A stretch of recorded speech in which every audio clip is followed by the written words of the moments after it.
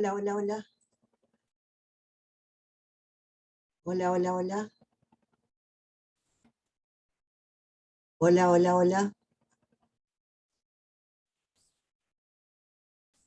Hola, hola, hola, hola.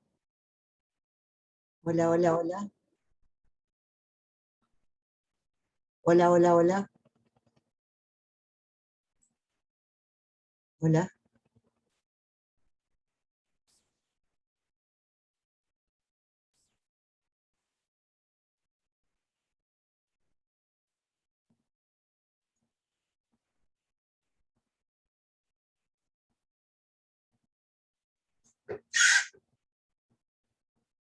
Porque hay una cantidad enorme de cosas para ver en Viena. ¿Qué, perdón? Lo estoy grabando. ¿Me están oyendo bien? ¿Sí? Ay, pero Bueno, perfecto. Entonces vamos a empezar a orillas del Danubio, muy cerca de la capital eslovaca de Bratislava, con un pequeño lugar que se llama Deutsch Altenburg. Desde hace un tiempo, las ciudades alemanas y austríacas consideran que es un privilegio llamarse Bad, es decir, los baños termales, porque son todas calificaciones de lugares termales. El lugar hoy día se llama Bad Deutsch Altenburg. Eso de Deutsch Altenburg es el Altenburg alemán, para diferenciar de un Altenburg que hay también en Hungría. La principal curiosidad de este lugar, que está, como digo, a orillas del Danubio y ya muy cerca de la entrada a Eslovaquia, es una iglesia, en primer lugar románica, que fue reformada en el siglo XIV, en la época gótica, y tiene una torre sumamente expresiva en el oeste, se ve a la derecha de la foto, y un coro, vamos a la siguiente foto, es decir, la parte del ábside, que es una de las joyas del gótico en Austria del tardío siglo XIV. No lo puedo demostrar con imágenes porque iría demasiado en detalle, pero es una iglesia que depende de la reforma que se hizo acá en Nuremberg del coro de la iglesia de San Sebaldo, que tuvo una repercusión bastante importante en todo el gótico de los países de habla alemana. De más está decir que en el siglo XIV, a pesar de que siempre se habló de Austria, no existía el país como tal, sino que era una parte del Sacro Imperio Romano Germánico. Una curiosidad de esta iglesia es que al lado tiene un osario, hay una cantidad de osarios, es decir, de capillas de huesos, que se llaman curiosamente en latín carnarios, que es justamente lo que falta, porque es nada más que los huesos de los esqueletos exhumados del cementerio, los cementerios que se encontraban y se siguen encontrando alrededor de la iglesia, y que Austria presenta una gran cantidad de esa tipología que es muy, muy específica del país. Otra fotografía, por favor.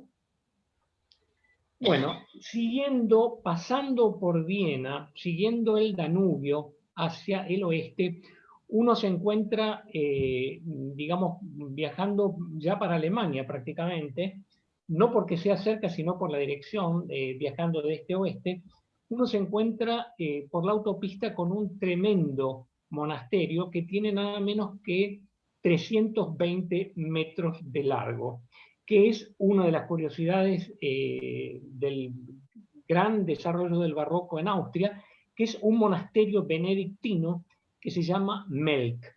El Danubio está detrás de lo que ustedes están viendo en la foto, que es una fachada de lo que eran las abadías del imperio. Las abadías del imperio son que una orden religiosa se pone de acuerdo con el emperador incluso para construir un monasterio, a veces con ayuda financiera del propio rey, del propio monarca, y que son lugares como de parada oficial del emperador, que aunque vivía en Viena, se movía por supuesto por las distintas regiones del Sacro Imperio. Por lo tanto, estos monasterios son muy ricos y tienen siempre una parte dedicada a alojamiento imperial o alojamiento real. El monasterio en su forma actual es del siglo XVIII y fue Jacob Prantauer el arquitecto, y lo interesante es que el conjunto de monjes benedictinos consideran que están haciendo un exceso con la construcción de este enorme conjunto del barroco, y le escriben en contra de su propio abad una carta al emperador quejándose de que gasta demasiado el abad en una especie de esplendor arquitectónico exagerado. Sin duda la iglesia, una de las más interesantes del barroco en Austria. Seguimos por la zona o abandonamos la zona de Baja Austria para ir a Estiria. Estiria, curiosamente, tiene su origen en una ciudad que se llama Steyr, pero esta ciudad no queda en Estiria, sino hoy en día en lo que es Alta Austria. Estamos aquí en la ciudad de Graz. La ciudad de Graz es la capital de Estiria. Es una ciudad que tiene 300.000 habitantes. Es la segunda ciudad por número de habitantes de Austria. Junto Linz, Viena y Graz son las tres ciudades de más población.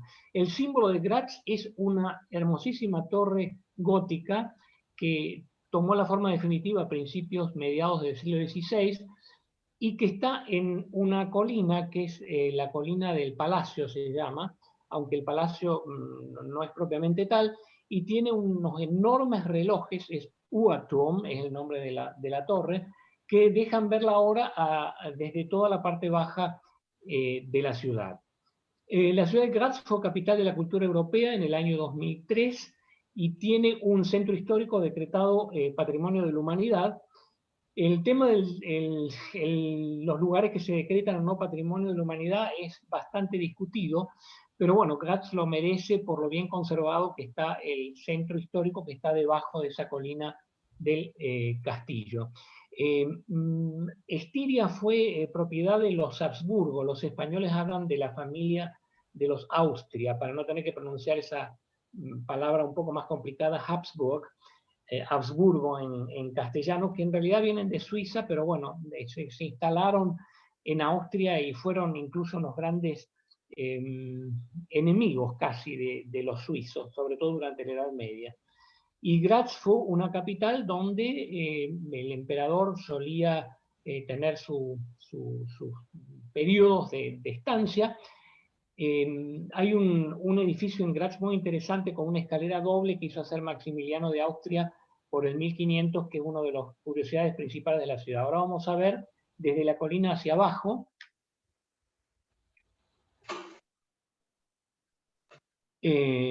Con el río es una vista de una parte del casco histórico. Si se fijan bien en la parte izquierda, a la mitad de la foto más o menos, hay un edificio muy extraño, que es un edificio que es la Casa de Arte de Graz, que se hizo justamente en el marco de la denominación de la ciudad de Graz como capital cultural de Europa, cosa que se produjo en el año 2003.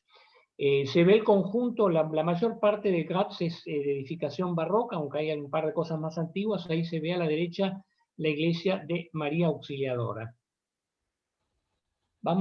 Seguimos en la región de Estiria. Una de las curiosidades próximas a Graz más interesantes es una iglesia de peregrinación que está ubicada en un lugar precioso que se llama Straßengel, el ángel de la calle. Esta iglesia, vamos a la siguiente foto, fue muy importante en la historia de la arquitectura porque es la primera vez que se copia, entre comillas, en una proporción bastante reducida, la aguja calada de la Catedral de Friburgo en Alemania, y es una de las no tantas obras originales que se hicieron en el siglo XIV con ese nivel arquitectónico, que es una tipología, digamos, muy, muy especial. Vale la pena ir absolutamente a Straßengel, tanto por el paisaje como por el interesado en arte, por esta bella torre del siglo XIV.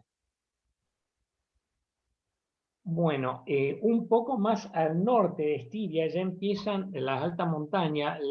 Austria se autodenomina la República Alpina de Austria, y fue esta región del norte de Estiria muy rica a partir de la Edad Media por la minería de hierro.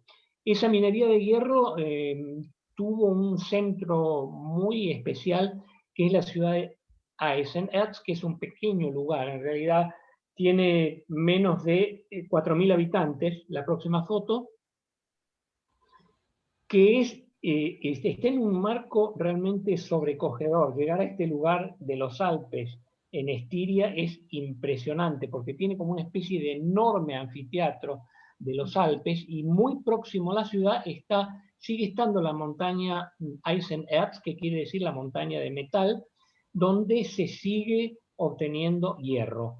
Esta localidad tiene una iglesia fortificada que se llama San Osvaldi. Este Osvaldi era un santo venerado aquí y la iglesia tiene la particularidad que tiene fortificaciones y esas fortificaciones, es curioso como detalle histórico, se hicieron más pretenciosas, se reforzó la fortificación de la iglesia con el sitio que en 1529 hacen los turcos a la ciudad de Viena. No hay que olvidar que los turcos 3 años antes, en la batalla de Mohacs, se habían apoderado de Hungría.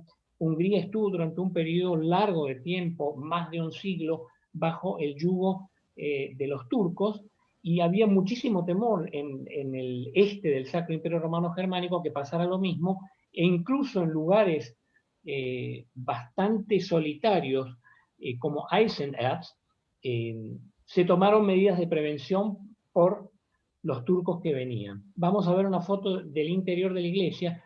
Una especialidad de las iglesias tardogóticas en Austria son las tribunas que se encuentran, lo que nosotros llamaríamos en castellano un coro de cantores, o las tribunas donde normalmente desde un principio o desde la época barroca se ha colocado con frecuencia el órgano.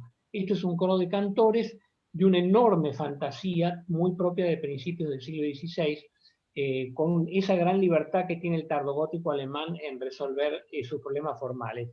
Una visita a Eisenerz es absolutamente recomendable, tanto por el paisaje alpino como por a los que se interesan por la arquitectura religiosa y por el arte medieval, por esta iglesia de San Osvaldi. Vamos a pasar ahora a la Alta Austria. De la ciudad de Linz, que es la capital, yo, siendo que es un lugar, por supuesto, de mucho interés de historia y arquitectura también, no me parece que sea un lugar obligatorio para visitar en Austria. Con perdón, espero que no haya nadie de Linz oyendo la conferencia, porque se va a enojar conmigo. Pero bueno, es una ciudad importante de más de 200.000 habitantes, o unos 200.000 habitantes, cuyo símbolo más visible es curiosamente una catedral neogótica, de la cual estamos viendo una gran torre. No es que haya demasiadas iglesias neogóticas tan importantes. Nosotros en la Argentina tenemos el orgullo de tener dos, la de La Plata y la de Luján, y en Europa hay bastantes, pero es raro que una ciudad tenga una catedral tan importante del siglo XIX, copiando casi el neogótico. Vamos a la próxima foto, que es una foto interior del templo. Yo creo que Luján no tiene mucho que envidiarle tampoco a esta iglesia de Linz. Linz es importante por las reformas que se hicieron en la época del nacionalsocialismo. Hitler fue en Linz a la escuela y tenía pensado pasar su época de jubilado en la ciudad. Por lo tanto, hizo algunas reformas urbanas que se quedaron a medio camino, por supuesto, por el desarrollo de la guerra. Y es importante ver, por ejemplo, el puente del Danubio, que es una de las obras monumentales que se hicieron en la época a fines de los años 30. Y también los edificios que están haciendo cabeza de puente, que recuerda un poco lo que hizo Mussolini con la Vía de la Conciliación en Roma, que es la calle que lleva hasta San Pedro del Vaticano. Otra. Bueno, pero también en Alta Austria hay lugares. Un lugar que está al norte de Linz y que merece absolutamente la pena ser visto es Kefermarkt. Kefermarkt tiene una pequeña iglesia con uno de los principales retablos del gótico tardío que se hayan hecho en Europa. Le estamos viendo la iglesia por fuera.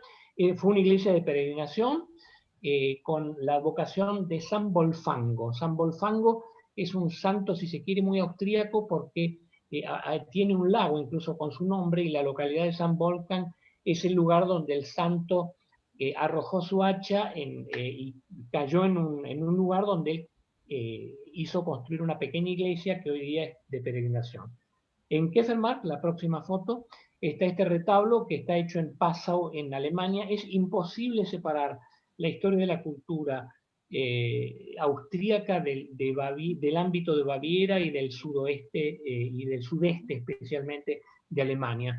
La capital obispal era la ciudad de Passau, que es el límite, está en Alemania, pero está en el límite mismo con la frontera con Austria, y un escultor de Passau que posiblemente haya sido un señor que se llamaba Martin Krischbaum, hizo este increíble retablo que tiene un grado de refinamiento único y que merece la pena absolutamente el viaje. La próxima foto vemos un detalle con el San Cristóbal, que es el santo que transportó en sus hombros al niño Dios, lo hizo cruzar un río y se dio cuenta que estaba llevando todo el peso del mundo sobre sus espaldas. Es una obra de una expresividad más o menos alrededor del 1490-1500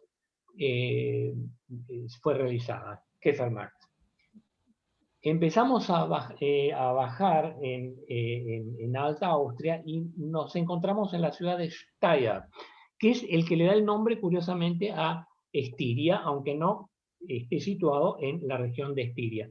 Ahí estamos viendo la capital, la iglesia principal, que es de San Sergio y San Coloman.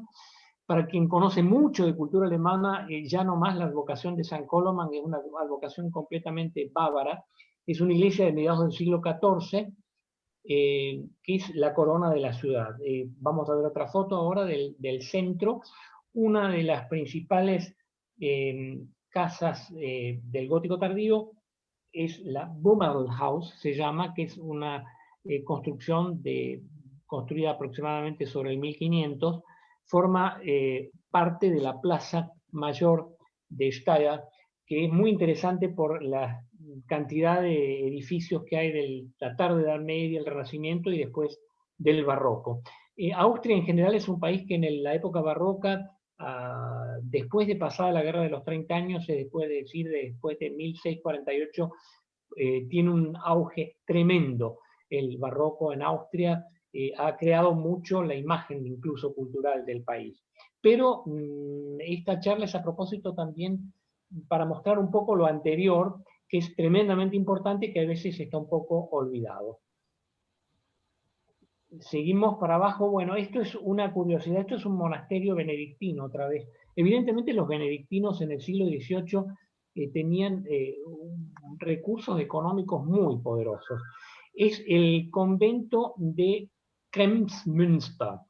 El convento de Kremsmünster, aparte de ser una gigantesca, un área gigantesca del barroco, tiene algo que es muy interesante y que es lo que se considera el primer rascacielos de Europa. El primer rascacielos de Europa lo hicieron los benedictinos en directa competición o relación de competencia con los jesuitas, porque los jesuitas eran los grandes astrónomos de la época, tal así que el emperador de China tenía en Pekín una serie de jesuitas que hacían las observaciones de planetas para el imperio chino. Los benedictinos no se quisieron quedar atrás y si ustedes se fijan, arriba hay una serie de cúpulas que son los lugares de observación, pero lo curioso es que es como un departamento de Buenos Aires de los años 20, con una gran cantidad de pisos. En esos pisos estaban alojados y estaban las aulas de los jóvenes que querían estudiar en este gimnasio, que era un gimnasio de alto nivel para la formación, ya digo, no precisamente de monjes, sino que los monjes tenían para la juventud masculina bien acomodada por las buenas familias que estudiaban ahí en Kremsmünster, un lugar famoso. ¿Otra? Bueno, seguimos bajando y rumbo a Hallstatt. Es un paisaje alpino realmente impresionante. Hallstatt, en la próxima foto, es uno de los lugares más recomendables de Austria por lo impresionante del lugar. Es un lugar que tiene apenas 746 habitantes. En el año pasado, en enero de este año, había 746 habitantes, pero es uno de los lugares de Europa que más problema tiene con lo que se llama el overtourism o el überturismo, porque no saben qué hacer para parar la gran cantidad de turistas que hay. Por supuesto que el año pasado con la pandemia y sobre todo con la ausencia de turismo chino, que a los chinos les fascina este lugar, se redujo, pero es un problema crónico. El lugar está hecho sobre eh, una ladera muy empinada y el lago prácticamente imposible de mover. La iglesia realmente antigua es la que están viendo en la mitad de la foto. La población se encuentra a orillas del lago, como digo, y la iglesia de la derecha, aunque parece gótica, es del siglo XX y es lo que hicieron los protestantes para tener un lugar también para ir al culto, porque la iglesia superior es la iglesia católica. Es un lugar que se hizo rico en la Edad Media por la producción de metales y por el trabajo de minería, es decir, por la explotación minera. Es tan estrecho, a pesar de que se ha hecho un poco un aterro, dirían los brasileños, es decir, un poco de ganar terreno al lago. Vamos a la próxima foto. El lugar es terriblemente escarpado y la gente en la Edad Media se movía a través de pasarelas de madera por los tejados de las casas. Para ir de una casa a la otra había que tomar o un bote o caminar sobre los techos por esas pasarelas de madera.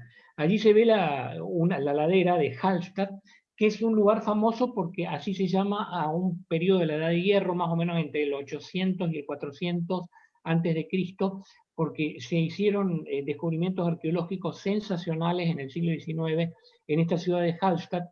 Tanto es así que ese periodo de la Edad de Hierro se llama o periodo de Hallstatt o Latén en Francia, que son los dos lugares donde más se ha descubierto material arqueológico de esa época de la Edad del Hierro, que fue muy, muy adelantada. Hubo una cultura súper desarrollada para lo que era el centro de Europa en esa época. La próxima imagen nos lleva al interior de la iglesia. Esto es una cosa que se ve repetidas veces en Austria, que es extremadamente interesante, que son iglesias de dos naves, no de una nave o de tres naves o de cinco naves, como es lo habitual, sino de dos, que se usaba, por ejemplo, la nave derecha la usaban los mineros y la nave izquierda la usaba la población normal, entre comillas. Es decir, cada uno tenía su espacio determinado, aunque el recinto sea uno solo, está completamente marcada la estructura social del lugar a través de esa separación entre el lugar para los trabajadores, para los mineros, como digo, y el lugar para la población normal, que en el fondo eran sus familias también, o sea que todo el mundo vivía aquí de la minería. Seguimos un poco más al sur, al fantástico lago de Traunsee, que está en la zona de Gmunden, nicht Gmunden como en Alemania, con diéresis, sino Gmunden con U. En Gmunden, a orillas del lago, de Traunsee, el lago de Traun, se encuentra la población pequeña de Traunkirchen, que vamos a ver ahora, que tiene una fantástica iglesia jesuítica que es por sí sola la prueba de que qué poco que tuvo la arquitectura jesuítica en el centro de Europa que ver con lo que era la arquitectura italiana y la arquitectura romana en particular de Jesús. Una iglesia de tres naves de igual altura, de salón, construida a mediados del siglo XVII. Y como iglesia de los jesuitas prueba la inmensa tarea que tuvieron los jesuitas, porque Austria fue un país que, aunque hoy no se sepa, porque hubo una recatolización muy fuerte, muy violenta, no se piensa en la época del protestantismo en Austria, pero tuvo una enorme influencia, Lutero en especial, por supuesto, y es por eso que los jesuitas instalaron sus células allí para poder recatolizar mejor a la población de distintos lugares del país. Seguimos o cambiamos, mejor dicho, de Estado federado. Estamos ahora en Carintia, en una ciudad que se llama Gurk, que está a orillas del río Mur. La ciudad de Gurk fue importante en la Edad Media y tal es así que tuvo un obispo propio, es un obispado El obispo, de más está decir que no vive más en Gurk, que es un lugar que tiene apenas 1000 habitantes hoy día. El obispo vive en Klagenfurt, que es una ciudad que no vamos a ver, pero que es la capital, muy interesante, por cierto, también de Carintia, o Kärnten en alemán. El retablo de la iglesia mayor es también algo muy interesante porque lo hizo un escultor de Sajonia, es uno de los mejores retablos del siglo XVII en Europa toda. Lo hizo un artista que se llamaba Michael Höhnel, que venía de Sajonia, de Alemania, y que no encontraba trabajo en Sajonia porque Sajonia se pasó muy rápido también a el luteranismo y la iglesia luterana no daba los mismos encargos artísticos tan generosos como la Iglesia Católica, con una cantidad de iglesias de imágenes de santos, etc. Ustedes saben que en el protestantismo no hay un culto a los santos ni a la Virgen, y bueno, fue la oportunidad para este talentosísimo escultor de Sajonia poder hacer el retablo mayor de la catedral de Gurk. Es muy aconsejable ir tanto por la belleza del paisaje como digamos, escalón o jalón de la historia del arte en Austria. Bueno, esto es un lugar absolutamente místico que es una obligación. Y cuando uno conoce Austria, yo creo que no se está en Austria si uno no llegó nunca a Heiligenblut. Heiligenblut está en Carintia, pero está muy cerca de la frontera con el Tirol. Es un lugar que está a unos 1300 metros de altura, pero a los pies de la montaña Großglockner, que tiene unos casi 4000 metros de altura. Lo están viendo detrás de la iglesia, y es un lugar mágico absolutamente, con su iglesia gótica de peregrinación, hecha un poco antes del 1500, 1490 aproximadamente, y que le cae tan absolutamente bien al paisaje. Heiligenblut es un lugar místico que la mitad del año no se puede acceder, sobre todo desde Salzburg, desde el norte, sino hay un acceso desde el sur, porque esto está absolutamente tapado de nieve, y hay que, nosotros mismos cuando fuimos, era verano ya, hay una exclusa, que es una exclusa de automóviles, que es simplemente vías de tren por las cuales hay que poner el coche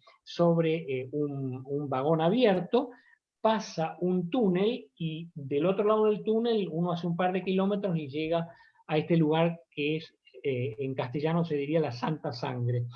El lugar tiene su origen en una leyenda o una realidad, no se sabe, que fue un príncipe danés que estuvo en Constantinopla, y en Constantinopla el emperador le dio una ampolla con sangre de Cristo, por eso la Santa Sangre.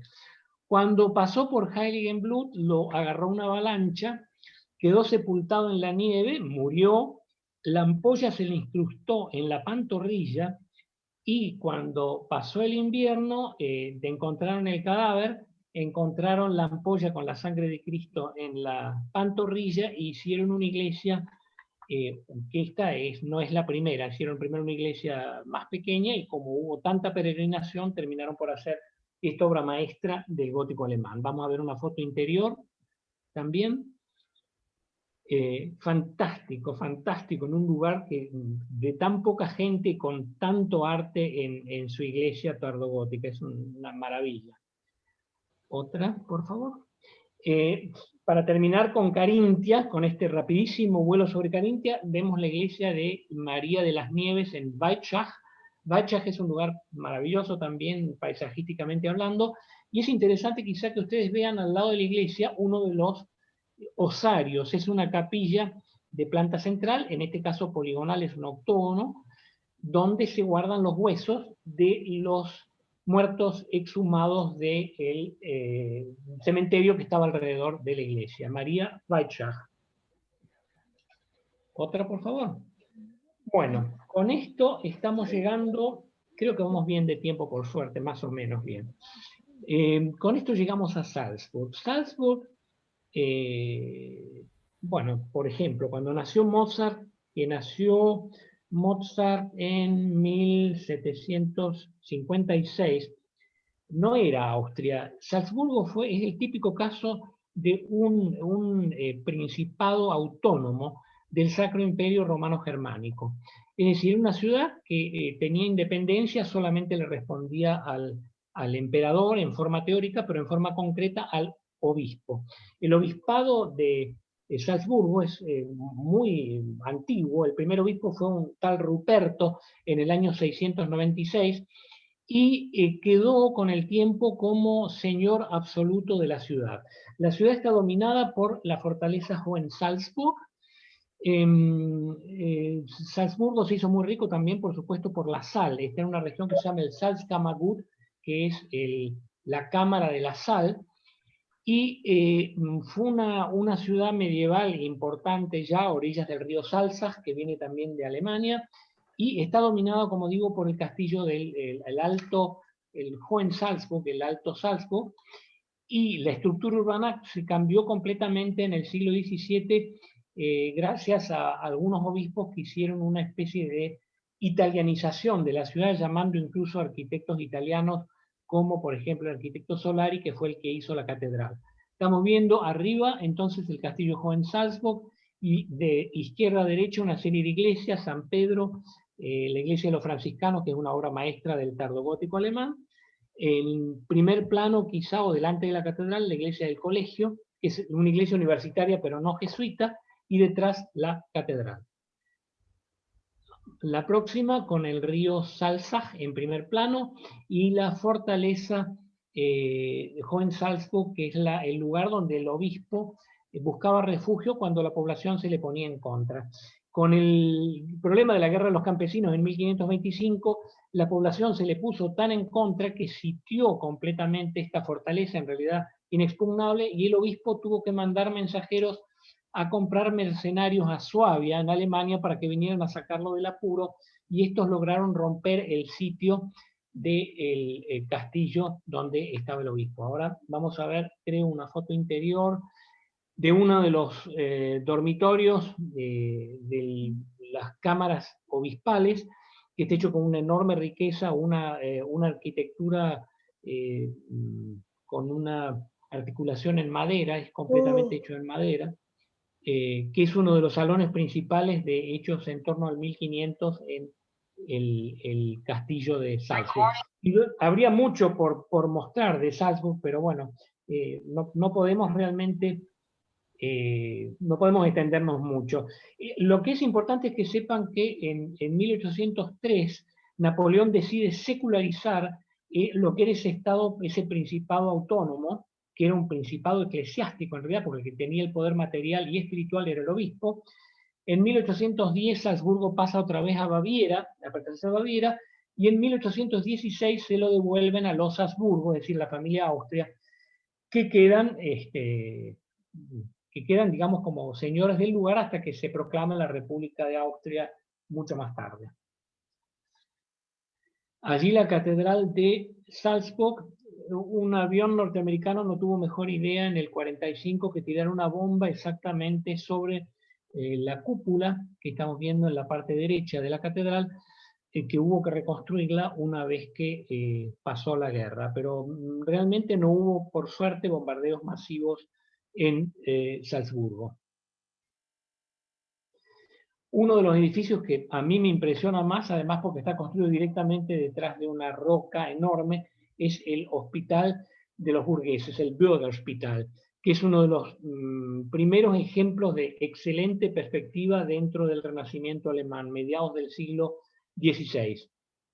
Vamos a ver la próxima. Y bueno, quien vaya a Salzburgo no puede dejar de ir, por supuesto, a la casa natal de Mozart, que es uno de los tres músicos quizás más famosos de Europa y de la historia de la música en general.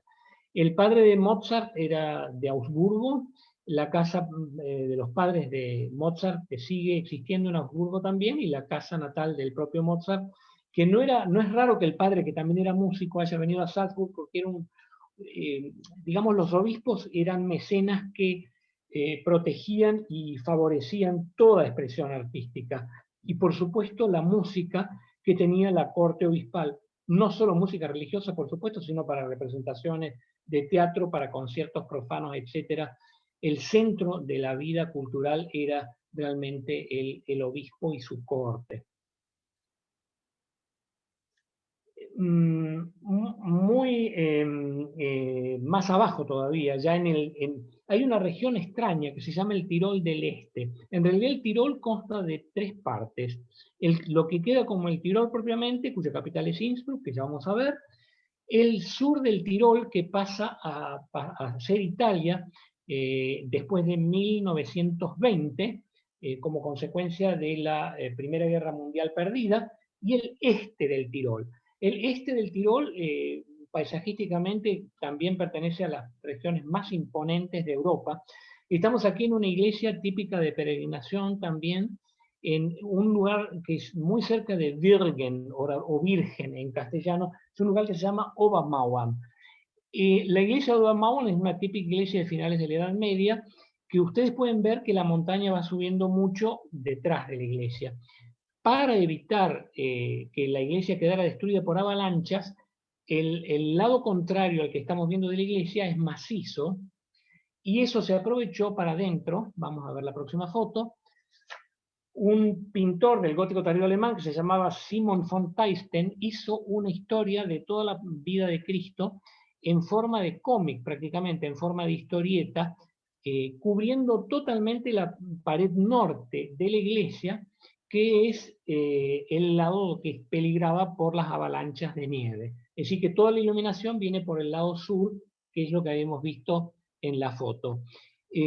Austria destaca también por la cantidad de iglesias, sobre todo en el ámbito alpino, que tienen pinturas que ocupan la totalidad, pinturas del último gótico, la totalidad de las paredes de los templos.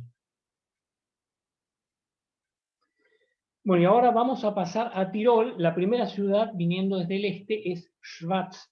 El Tirol fue un condado principesco, que fue luego ducado. Y en el siglo XIV pasó también a pertenecer a los Habsburgo, o a la familia de los Austria, que tenían territorios muy repartidos por Europa. Imagínense ustedes, en el siglo XVI, los Austria eran dueños de toda España, o prácticamente toda España, y de partes del sur de Alemania y de una gran parte de lo que hoy es Austria, sumando a partes de Hungría y partes incluso de Croacia, de la actual Eslovaquia, etc. Es decir, era realmente un conglomerado de territorios tremendo. Pudo reunir la familia Habsburgo. También eran los dueños teóricos, o el emperador era el dueño de la América española. Es decir, el rey era Carlos V también en Perú, como, bueno, Buenos Aires no, porque tuvo que hacer una segunda fundación en 1580, como ustedes saben, y bueno, no llegó a ser, pero era impresionante lo que ha logrado esta familia de origen suizo del castillo de Habsburg, que los suizos, por dificultad de decir Habsburg, han dicho que llaman al castillo hoy Habsburg, que es el nombre de los Austria o de los Habsburgo. Schwaz es un lugar que se hizo muy rico por las minas de plata y cobre. La minería en Austria explica mucho del florecimiento económico del país. Tengan ustedes en cuenta, por ejemplo, que entre el siglo XV y el siglo XIX en Schwaz se obtuvieron 191.000 toneladas de cobre, y en el mismo periodo 2.300 toneladas de plata. En realidad estos lugares pierden su interés en algún momento, sobre todo por la plata, porque los Habsburgo también eran los dueños reales del Cerro Rico o el Cerro de la Plata en Potosí, y no precisaban tanto explotar las minas, indudablemente con mucho menos plata que había en el centro de Europa. El caso de la iglesia de Schwaz, exactamente lo que habíamos visto en Hallstatt. Vamos a ver una foto interior otra vez. Tiene la mitad derecha de la iglesia para los mineros y la mitad izquierda para la población normal. Es una iglesia hecha por el arquitecto Erasmus Grasser de Múnich. Es decir, la influencia bávara es total en esta época. Otra foto, por favor.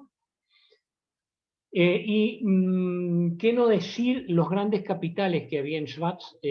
Ustedes saben de la familia Fugger, los Fúcares, como dicen los españoles, los Fúcares o Fuca en alemán, sobre todo Santiago Fugger el Rico, fueron dueños prácticamente de toda Europa y tenían incluso tanto como la familia Belzer, que es también de Augsburgo, tenían su centro en Augsburgo, y tenían una enorme parte, el 80% de la riqueza de esta ciudad de Schwaz estaba en manos de los Fugger, sobre todo de Anton Fugger, que vivía también aquí. Esto es el antiguo Palacio de los Fúcares, que después es ayuntamiento actualmente, que es un patio con arcadas del tardo gótico también.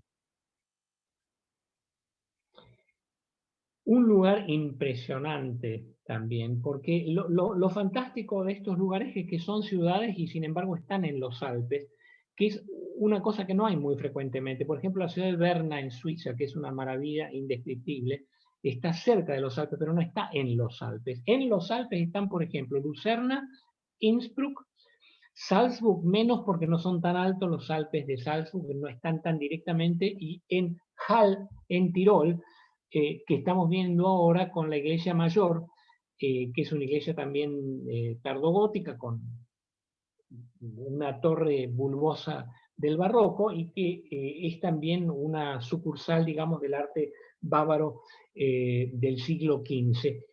Hall quiere decir sal en alemán, a pesar de que la palabra Salz es sal, siempre que hay un lugar que tenga el hall en inglés, significa que es un lugar donde hay salinas, y verdaderamente se hizo muy rico Hall por la salina. Los Alpes son un lugar también en el sur de Alemania, en Bad Reichenhall, donde suele haber mucha sal yodada, que era un producto, como ustedes saben, imprescindible para la conservación de alimentos también, entre tantas otras cosas, en la Edad Media, y el Renacimiento y el Barroco, hasta que no se inventaron las heladeras, había que tener sal.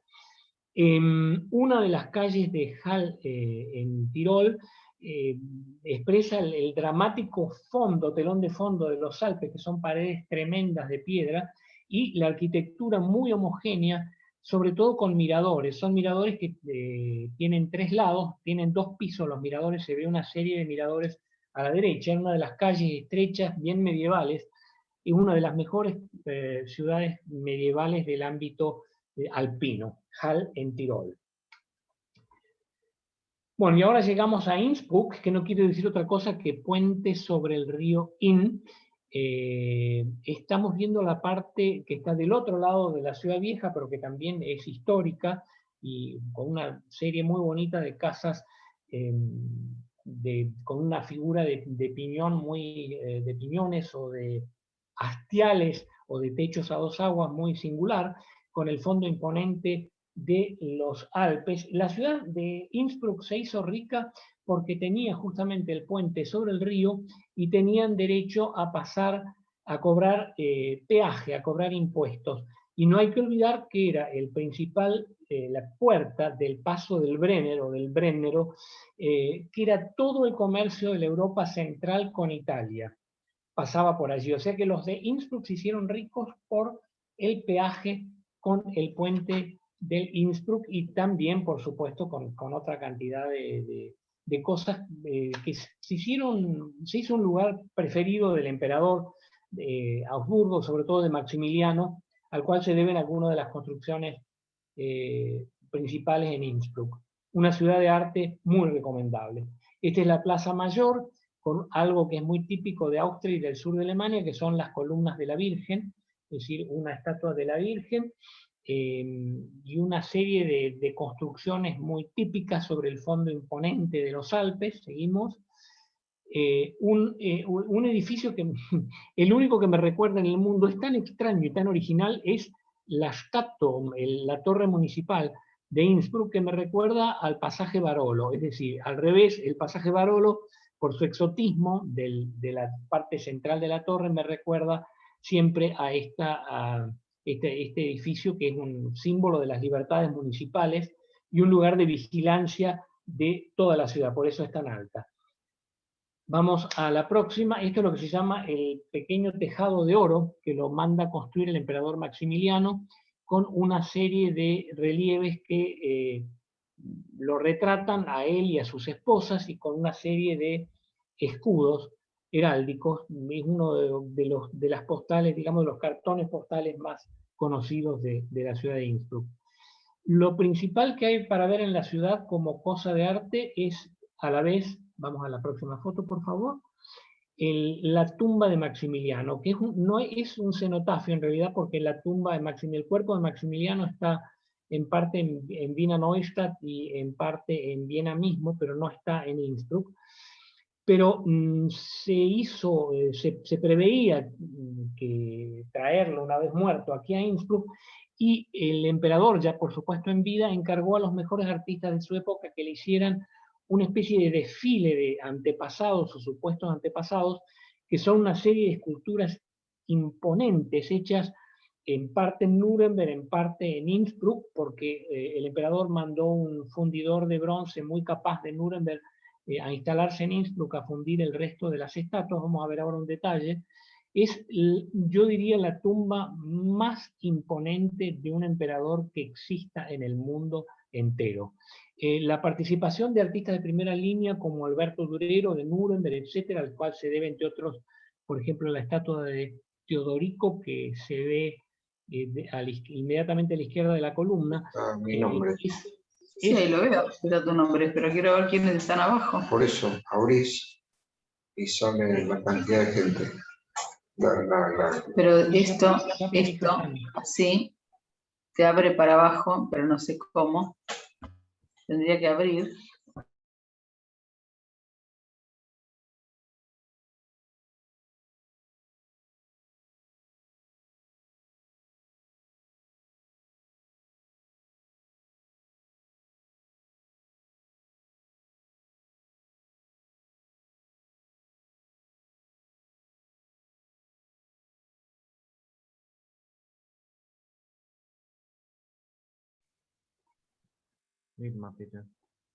¿Sí? ¿Me están oyendo, por favor? Ahora sí.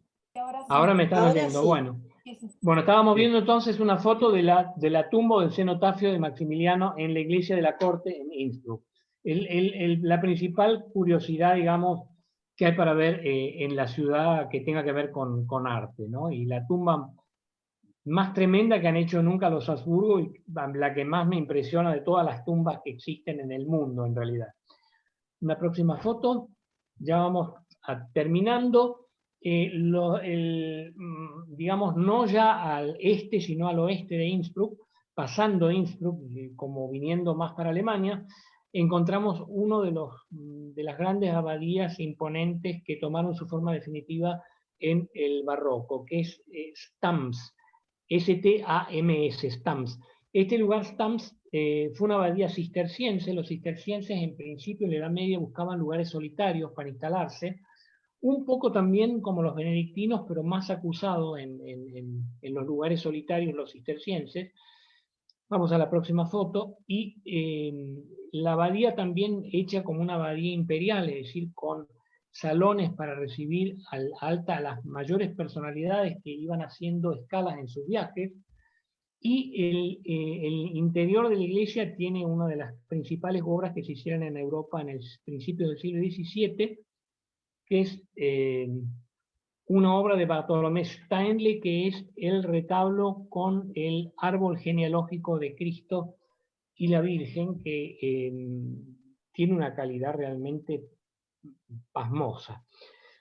Bueno, no sé si esta es la última o la penúltima foto. Esta es la penúltima o la última foto. Ahí ven una imagen un poco más grande. En el siglo XVIII, para que se viera todo ese árbol genealógico enorme que aparece con Jesé, que fue el último o el primer antepasado de Cristo, según las escrituras apócrifas, para mayor legibilidad de ese enorme árbol, se hizo con estuco una especie de cortina azul que permite ver mejor las figuras, pero que desvirtúa un poco la intención original del tallista, que era un tal Steinle.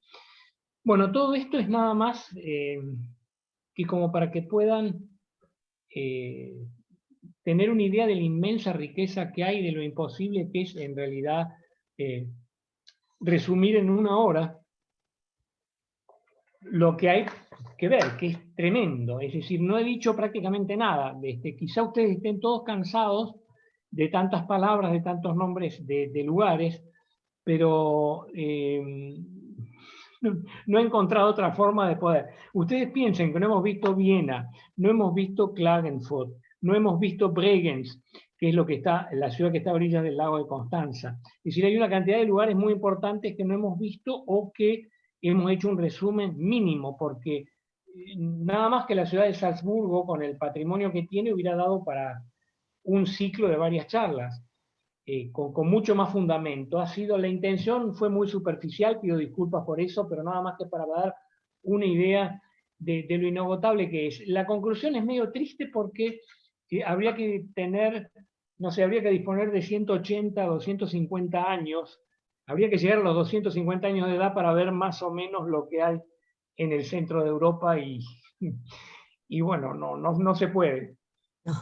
Encantado si tienen alguna pregunta. Yo estoy con un problema de micrófono aquí, pero si les entiendo, o a través de Hernando también, si quieren hacer alguna pregunta, encantado. Y disculpas por tanta información. No, No, al contrario, Pablo, me parece que fue un paseo rápido, pero que creo que a más de uno nos despertó las ganas de ir otra vez a Austria y conocer algunos de los lugares que quizás los pasamos de largo. Por lo tanto, te agradecemos muchísimo. No sé si hay alguna pregunta, pero tengamos en cuenta que pronto es 2 de septiembre para Pablo, así que vamos a dejarlo descansar. creo que Como fue quieran, como quieran. espectacular el paseo. Me hizo recordar viajes a Europa, en Salzburg, en Nuremberg, en todos lados, en Innsbruck. Bueno, la verdad que fue espectacular. Así que Bueno, muchas gracias. me alegro, disculpen la superficialidad y el ritmo tan apretado, pero era el tema. No supe sino cómo encarar un tema tan grande, pero un par de cosas pueden ser que queden en la memoria. Pero quedan, sobre todo los retablos, qué espectaculares que son. Es increíble. La verdad que sí, excelente. No, excelente. la verdad que, bueno, indudablemente Austria tiene una ventaja grande con respecto a Suiza, ahora que me perdonen los suizos, pero bueno, no están en la Comunidad Europea, no sé si están los suizos o no en el Club Europeo. No están, no. Habla tranquilo. Bueno, no están. Entonces lo digo, el inconveniente son los precios en Suiza.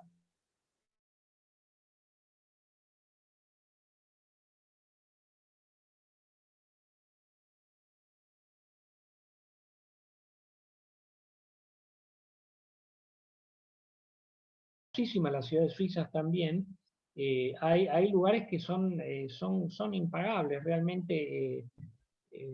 Yo he tenido experiencias únicas, ¿no? Esa mezcla entre los Alpes y esas iglesitas góticas perdidas, que además son de una riqueza interior increíble, es tremendo, es realmente espectacular. Nunca uno se arrepiente de volver, y tengo unas ganas tremendas de volver y de profundizar a muchísimos lugares, sin duda, ¿no? Todos tenemos ganas. Todos tenemos, bueno, yo estoy un poco más cerca en este momento, es mi única ventaja. Sí, exacto. Pero bueno, mismo esta región, realmente yo desde 1979 que estoy viniendo a Nuremberg y que estoy viviendo fijo desde el 2007. Y siempre cuando hacemos alguna excursión, sobre todo con auto, conozco lugares que están a muy pocos kilómetros de aquí, que son increíbles. Es increíble la riqueza que hay. Por eso digo, habría que vivir 250 años para ver un poco más. ¿Quién nos ayuda? No estaría mal, ¿no? No estaría mal. Bueno. No, la verdad que no. Bernardo. Bueno, muchísimas gracias. Espero que la próxima pueda ser presencial en la Argentina, es la gran esperanza. Yo tengo la idea de en octubre aparecer por Argentina y bueno, desearía muchísimo. Sí, esto lo digo porque le puede interesar al Club Europeo. Estamos programando con Hernando una visita a la Catedral de La Plata, porque pasó una cosa muy extraña, que es que este año pude encontrar en Alemania los planos de los cuales sale la Catedral de La Plata con algunas modificaciones, y es un tema que lo estoy tratando con la Fundación Catedral de La Plata, y queremos llevar un grupo de gente en ómnibus y explicar la Catedral de La Plata, que es un edificio fantástico, por supuesto. Y es muy interesante, creo, el descubrimiento. La gente de la Fundación Catedral está también de lo más atenta a ver qué es lo que digo, porque yo todavía no quiero decirlo antes de que esté publicado de alguna forma, quiero hacerlo un poco más formal.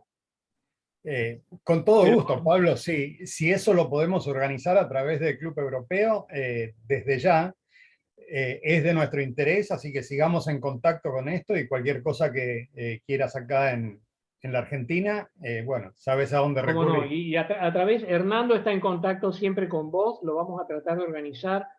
Sí, Yo sí, creo que ustedes sí. están haciendo algún viajecito, o sea que creo que la pandemia no va a ser excusa como